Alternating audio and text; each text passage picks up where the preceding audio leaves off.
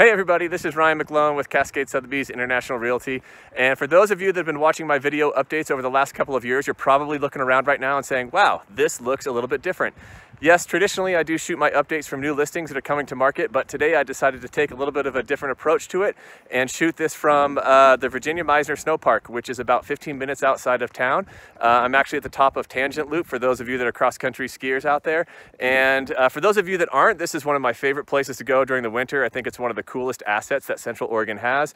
There are, probably 20 to 30 kilometers of trails up here that you can come and cross-country ski and snowshoe on, which is just absolutely fantastic in the winter. And because it's so close to town, if you have a very busy schedule, it's really easy to just get out, go explore for an hour and get back to town. Now, if we take a look at the numbers below for where the Central Oregon real estate market came in for the month of January, you'll see that they were pretty strong. Our median sales price came in over $450,000, up about over 10% to last year. And the amount of inventory that was on the market is pretty low. We're sitting at about 3 months of inventory. Now, I would say that a lot of this, I think, is really being fueled by the drop in interest rates over the last half of last year. We're still sitting at about 4.5 to 4.6% for someone who's a great qualified buyer on a 30-year fixed mortgage.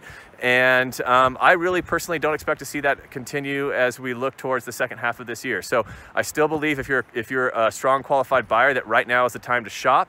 Even if we did see the median sales price flatten out a little bit, I think the interest rates and where they're at right now is going to save you a lot of money in the long run since they are so low. And for sellers out there, this is still really the right time to get your home on the market because inventories are so low.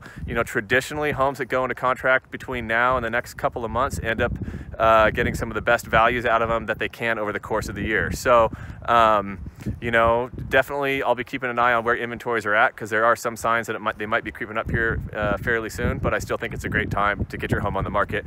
I try to include a couple other interesting stories about different things that are going on in the real estate market here locally. There are some changes coming down potentially to landlord-tenant laws that might have some impact on our market. There were some school boundary changes for some elementary schools. Make sure to check out those links below and get yourself a little bit more educated as what's going on here locally. And the other thing I was going to throw out to you guys, if you think you know someone who could benefit from this update or would just potentially like to see kind of more of a no-frills update as to what's actually going on in our real estate market, feel free to share this with someone. They can subscribe to my email. I'm not going to reach out and spam them. I'm not going to be emailing them cookie recipes or anything like that. Just trying to give you guys some good quality information as to what's going on in our market.